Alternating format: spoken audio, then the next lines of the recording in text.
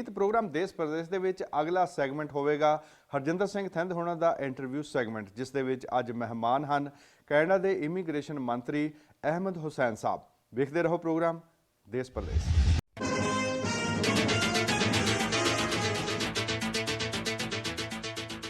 ਜਿਹੜੇ ਅਸੀਂ ਸਾਰੇ ਲੋਕ ਇੱਥੇ ਇਮੀਗ੍ਰੈਂਟ ਦੇ ਤੌਰ ਤੇ ਆਏ ਹਾਂ, ਸਾਡੇ ਲਈ ਸਾਡੇ ਜਿਹੜੇ ਮਸਲੇ ਨੇ ਉਹਨਾਂ 'ਚੋਂ ਸਭ ਤੋਂ ਮਹੱਤਵਪੂਰਨ ਮਸਲਾ ਇਮੀਗ੍ਰੇਸ਼ਨ ਦਾ ਰਿਹਾ। ਸਾਡੇ ਕਈਆਂ ਦੇ ਪਰਿਵਾਰ ਜਿਹੜੇ ਅੱਧੇ ਹਾਲੇ ਵੀ ਭਾਰਤ, ਪਾਕਿਸਤਾਨ, ਫਿਜੀ 'ਚ ਰਹਿ ਰਹੇ ਨੇ ਅਤੇ ਅਸੀਂ ਉਹਨਾਂ ਦੀ ਸੁੱਖ ਭਾਲਦੇ ਹਾਂ ਤੇ ਚਾਹੁੰਦੇ ਵੀ ਹਾਂ ਕਿ ਪਰਿਵਾਰ ਇਕੱਠੇ ਰਹਿਣ। ਔਰ ਇਸੇ ਸਿਲਸਿਲੇ ਦੇ ਵਿੱਚ ਇਮੀਗ੍ਰੇਸ਼ਨ ਮਿਨਿਸਟਰ ਹੈ ਜਿਹੜਾ, ਔਰ ਉਸ ਦੀ ਬਹੁਤ ਕਦਰ ਹੈ ਇਮੀਗ੍ਰੈਂਟ ਭਾਈਚਾਰੇ ਦੇ ਵਿੱਚ। ਅੱਜ ਜਿਹੜੇ ਸਾਡੇ ਕੈਨੇਡਾ ਦੇ ਨਵੇਂ ਇਮੀਗ੍ਰੇਸ਼ਨ ਮਿਨਿਸਟਰ ਬਣੇ ਨੇ ਅਹਿਮਦ ਹੁਸੈਨ ਜੀ, ਉਹ ਸਾਡੇ ਸਟੂਡੀਓ 'ਚ ਆਏ ਹੋਏ ਨੇ। ਵੈਂਕੂਵਰ ਦੇ ਵਿੱਚ ਆ ਕੇ ਉਹਨਾਂ ਨੇ ਇੱਕ ਨਵੇਂ ਪ੍ਰੋਗਰਾਮ ਦਾ ਐਲਾਨ ਕੀਤਾ ਹੈ। ਇਸ ਐਲਾਨ ਦੇ ਵਿੱਚ ਜਿਹੜੇ ਹੁਣ ਤੋਂ ਬਾਅਦ ਨਵੇਂ ਪ੍ਰੋਫੈਸ਼ਨਲ ਇਮੀਗ੍ਰੈਂਟਸ, ਐਜੂਕੇਟਡ ਇਮੀਗ੍ਰੈਂਟਸ ਆਉਣਗੇ, ਉਹਨਾਂ ਲਈ ਉਹਨਾਂ ਨੇ ਨਵੇਂ ਪ੍ਰੋਗਰਾਮਸ ਦੇਣੇ ਨੇ ਅਤੇ ਇਸ ਤੇ ਮਿਲੀਅਨਸ ਡਾਲਰ ਖਰਚਿਆ ਜਾਏਗਾ।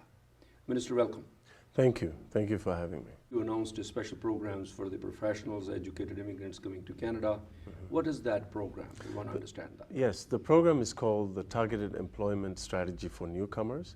It's part of Budget 2017, which continues our ambitious plan of investing in skills, investing in people, making sure that our economy grows and creates good paying jobs. We strongly believe that every Canadian should get a fair chance at success, and that includes newcomers. So the program that I announced, the Targeted Employment Strategy for Newcomers, has three parts. One part is related to Immigration and Refugee and Citizenship Canada, and the other two parts are led by Employment and Skills Development Canada. We're expanding those pre-arrival services to help skilled immigrants access credentials recognition and start the process of licensing before they even come to Canada. New immigrants, professional immigrants, Yes.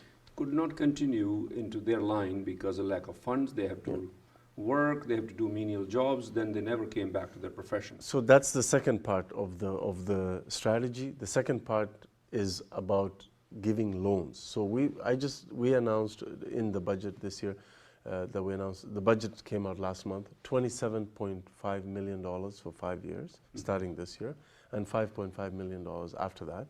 And some of that money will go to loans, so that skilled immigrants who arrive in Canada, who want to join their profession, their field, their chosen field, can have money to pay for supplies, materials, the exam fees and the application fees and the travel and so on. All these costs that are associated with becoming a licensed engineer or a licensed doctor and so on.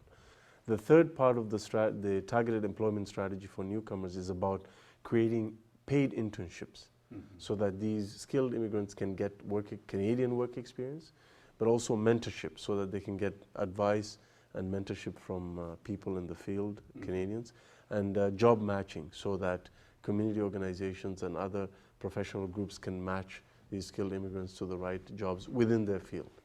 And also people are very much interested in your personal story. You're our new immigration minister. Yes. I understand you came here to this country as a refugee. Yes, I did. Yourself. And you were a young man. Yeah, I was 16 years old. And then you were educated here. Give us a whole Yeah, story. like I said, I mean, just like many immigrants who come to Canada, I accessed the same settlement services that I am now in charge of providing to other immigrants. So it's quite an honor and a privilege that I was given this role. Yeah, I came from Somalia, and I was able to integrate into this new home, this new country that gave me so much. And I always think back and appreciate the generosity of Canadians towards me and towards other newcomers. I used a lot of community services to get ahead, and we have to make sure that those community services are available for the next group of people and for the generation of Canadians who are growing up now. And that's actually why I ran for office. That's why I ran for Parliament, to become a member of Parliament, to protect and expand those services. That's the glory of this country. Yeah. A person who came as a refugee, now he's the immigration minister of this country. That's true, that's true. And also, Mr. Tell us more about talking about refugees. There are a lot of refugees nowadays coming in, walking through the borders, and they're settling here, coming from Syria and other countries. How do you feel about it? Because a lot of people think that they're jumping the queue. There's no jumping of the queue. The people that we bring to Canada as resettled refugees, they are identified by the UNHCR, and we bring them according to our own plans. We also have the economic stream, the international student visas that we give. All those are planned. So there's nobody who's jumping any queue. That's a misconception. The citizenship here. Yes. Used to be 3 years waiting period Yep. for an immigrant. Yes. The previous government increased it to 5 years. Now we heard that the amendment was made, and because you promised in the election, Canadian is a Canadian Yeah. is a Canadian. Yes. So then House of Commons, I think, passed that Yes, they did. amendment. And where are we standing right now? Okay, so C24 is what you're talking about. We brought Bill C6, which seeks to eliminate all the obstacles that the previous government put against citizenship. We want more people to become citizens, not less. And so Bill C6 cleared the House of Commons. It's now at the Senate stage. I appeared before the Senate committee a few weeks ago, and the Senate committee passed it. Now it's at the full Senate, and we hope that the Senate will vote for it and pass it. 2 senators have added amendments. We have to consider those amendments and respond as appropriate. But anyway, we hope that Bill C6 passes the Senate very soon, and once it passes the Senate, it goes to the Governor General for signature, and it becomes law. There's another flaw we just found out today, as a matter of fact, that in this C6, I understand, if the child is living with the parents and parents do not take the citizenship, the child can be deported back. There's a man from Victoria was deported back. And can that be fixed? I'm sure. So under the existing law, our department officials are very, very cognizant of children not being held responsible for the mistakes of their parents.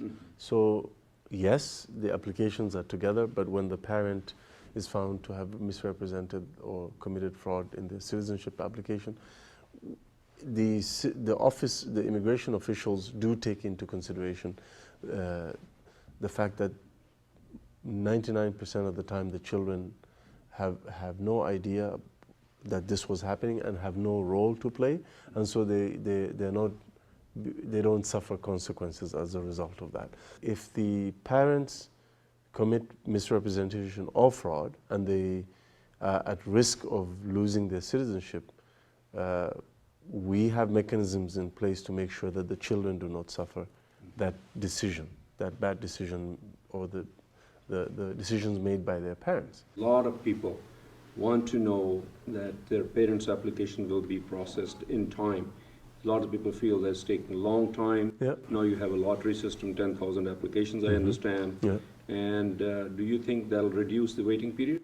Yes, because when you have more spots, you can do 2 things. You can allow more people to bring their parents, but you can also deal with the backlog from the previous government, and we're doing both. And the random selection process has created a much fairer process. So you don't have to pay an expensive agent in order to get first in line and so on. Everyone gets treated equally, whether they have money or not. It's a random selection process, so everyone has an equal chance. And because we doubled the number of spots, we expect more Canadians to have the opportunity to reunite with their parents and grandparents. We are also doing really tough work to clear the backlog.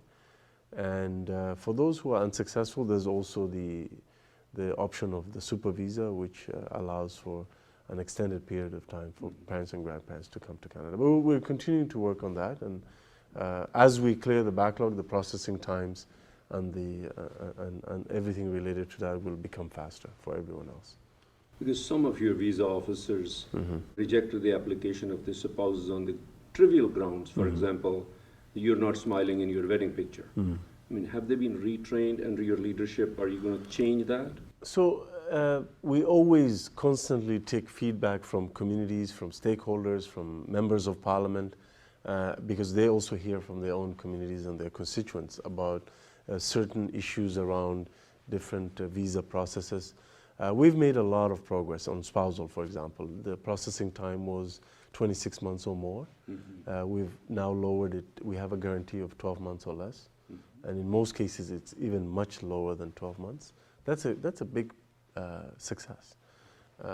Same thing with the PR card renewals. It's now down to days as opposed to months in the previous government. On Chandigarh, for example, the community had expressed a lot of concern around the low approval rate of temporary resident visas. My predecessor, the Honorable John McCallum, visited Chandigarh and had a trip to India, but specifically Chandigarh, and worked a lot with the department to address that. And now the approval rate is up to 60%, from 43% to 60%. That's progress. Can we do more? Absolutely, and more can and should be done.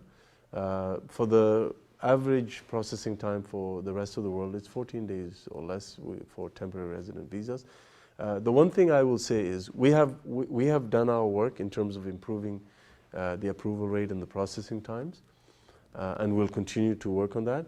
But one thing that I would advise all Canadians to do is if they have family members coming to visit temporarily or friends coming over, make sure they do two things: apply early and apply online. It just makes it easier for the processing. So as wedding season is approaching, I would recommend for a lot of people to tell their friends and family who want to apply for a visitor's visa to apply early and to apply online, and provide all the documentation. Minister, we really appreciate you coming here. Thank you. Anything you'd like to say in closing to our Well, listeners? thank you very much. I'm very happy for your welcome. I'm happy to be back in Vancouver, and especially to be back in Surrey and on your program. And I want to thank you for the work that you're doing, and to just remember that we in our government believe that we don't have all the answers. We appreciate and value your feedback and the connection that you have with the community. And we want to continue to work with you to make sure that immigration continues to be the key ingredient for our economic growth and for our social life in Canada. Minister, thank you very much. Thank you very much for your welcome.